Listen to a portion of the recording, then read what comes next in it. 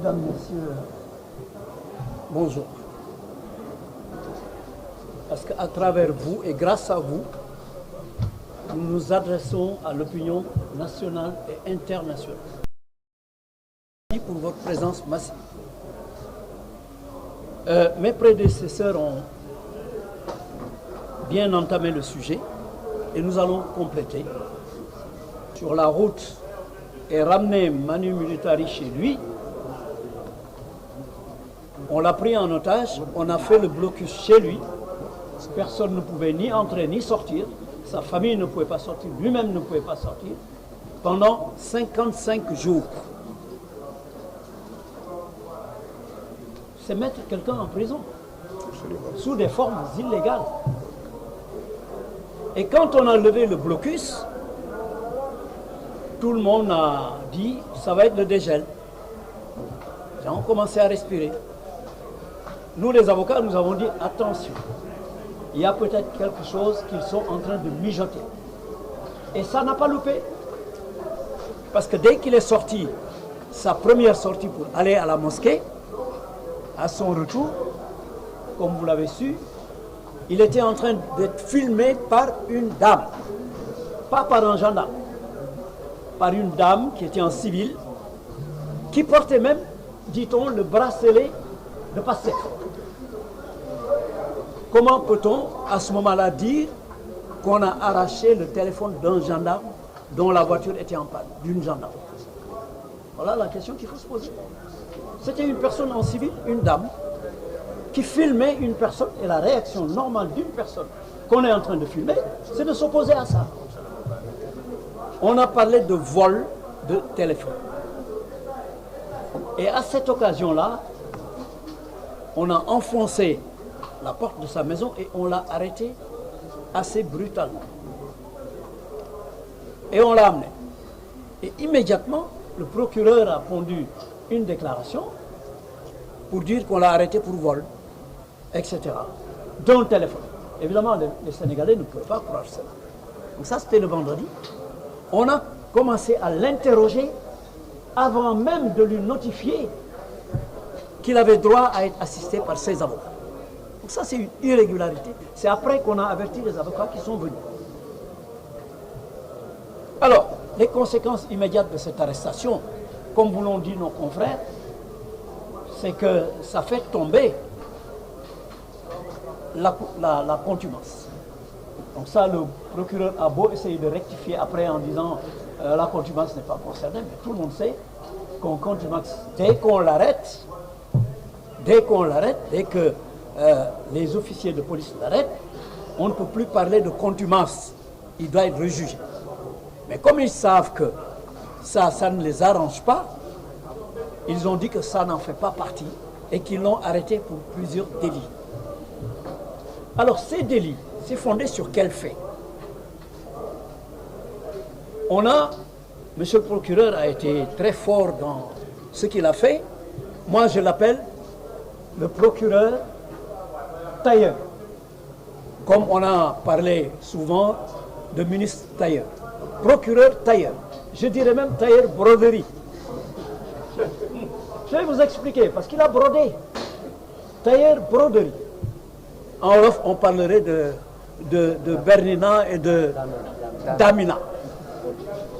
Donc voilà ce que M. le procureur a fait. En faisant quoi?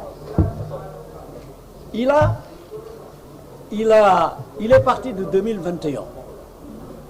Tout ce que Ousmane Sonko a eu comme activité depuis 2021 jusqu'en 2023, tous les actes politiques qu'il a posés, toutes les déclarations politiques qu'il a eu à faire, que ce soit le beignet Dougoub, que ce soit le Gatsa, que ce soit le bracelet, que ce soit tout, monsieur le procureur a résumé tout ça en disant chronologie des faits, 2021, 2022, 2023. Et ensuite, il a parlé du communiqué final, etc. etc. Alors, il ne s'est pas arrêté en si bon chemin. Non seulement il a indiqué tous ces faits passés, alors la question que les Sénégalais sont en droit de se poser, c'est pourquoi chaque fois qu'une personne fait une déclaration,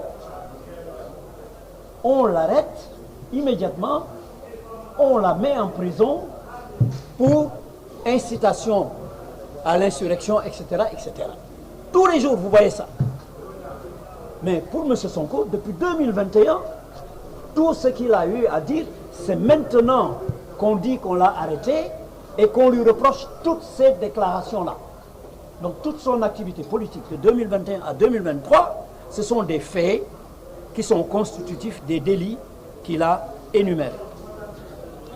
Alors, M. le tailleur ne s'est pas arrêté en si bon chemin, parce que voilà ce qu'il a fait. Il a parlé des conséquences multiples des appels. Et il énumère des dossiers. Le premier dossier, c'est le mortel combat. Il dit que c'est un dossier. Le dossier B, c'est la force spéciale. Le dossier C, c'est le commando. Le dossier D, c'est le cocktail Molotov. Et le dossier E, les dossiers d'ailleurs, il n'a pas eu le dossier. Les dossiers, c'est le combat final. Il énumère tous ces dossiers-là qui font l'objet de procédures, qui font l'objet d'enquêtes. Et il verse tous ces dossiers dans la corbeille, non pas de Ousmane Sonko, mais de PASTEF. Voilà ce qu'il dit dans sa conférence de presse. Toutes ces procédures convergent, il dit convergent, toutes ces procédures convergent vers le parti PASTEF dirigé par Ousmane Sonko. Voilà sa phrase. Vous pouvez vérifier. Dans les 13 pages de sa conférence de presse, il dit « Toutes ces procédures convergent vers le parti PASTEF dirigé par Ousmane Sonko. » Et il ajoute « Ce dernier, en garde à vue depuis hier, sera poursuivi. » Donc il a jeté des passerelles en utilisant des vidéos montées, des coupures de vidéos. Et ça, je pense que les responsables politiques, en réalité, les gens auront à comparer dans les vraies déclarations ce qu'on a enlevé pour le présenter au public, pour essayer de justifier. Alors, on a jeté des passerelles. On a jeté des passerelles. Dit, en conclusion, par conséquent, l'État garant des libertés individuelles, collectives et de sécurité publique prendra toute disposition nécessaire afin de maintenir l'ordre et de préserver les personnes. On a tout pris. On les a transportés sur M. Sonko. Voilà ce que le procureur a fait dans sa communication, qui a été... Il n'est pas l'auteur de ce document. Et il a dit lui-même qu'il a... C'est sa hiérarchie qu'il a autorisé à faire ce qu'il a fait.